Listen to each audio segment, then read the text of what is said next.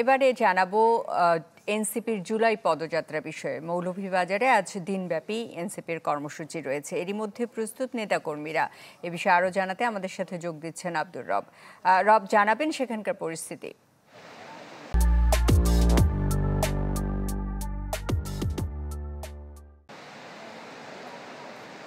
জি সুস্মিতা, দেশ গড়তে জুলাই পদযাত্রা আজকে এনসিপির কেন্দ্রীয় নেতৃত্ব আজকে মৌলভীবাজারে আসবেন।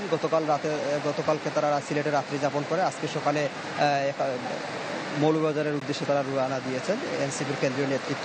আমি যদি একটু দেখাই, আসলে এখানে একটু আগে কেন্দ্রীয় নেতৃত্ব জন্য অপেক্ষা করছিলেন কেন্দ্রীয় স্থানীয় নেতৃবৃন্দ, কিন্তু এখন হঠাৎ করে বৃষ্টি চলে আসার ফলে অনেকে বিভিন্ন জায়গায় আশ্রয় নিয়েছেন। পাশাপাশি যে আজকে পদযাত্রার যে রোডম্যাপটা ছিল বেরির পার পয়েন্ট থেকে শুরু করে শহর প্রদক্ষিণ করবে, কিন্তু তাৎক্ষণিক সেই রোডম্যাপটা চেঞ্জ করে শহীদ মিনার থেকে পদযাত্রা শুরু হবে এবং বেরির পাড়ের যে পয়েন্ট শামস্তফা সড়কে আছে সেখানে এসে এই পথসভা অনুষ্ঠিত হবে, এমনটাই জানিয়েছেন এনসিপির যে স্থানীয় নেতৃবৃন্দ আমাদেরকে।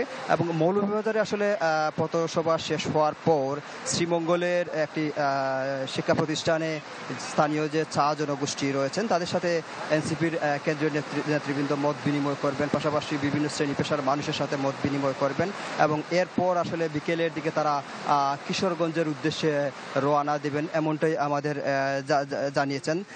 তো সব মিলিয়ে আসলে বৈরী আবহাওয়া এবং এই পরিস্থিতিতে এনসিপির কেন্দ্রীয় নেতৃবৃন্দ আমরা জেনেছি যে মৌলভীবাজারে হয়তো 15-20 মিনিটের মধ্যে চলে আসবেন এবং এই আবহাওয়ার মধ্যে তারা পদযাত্রা এবং পথসভা করবেন। সুস্মিতা।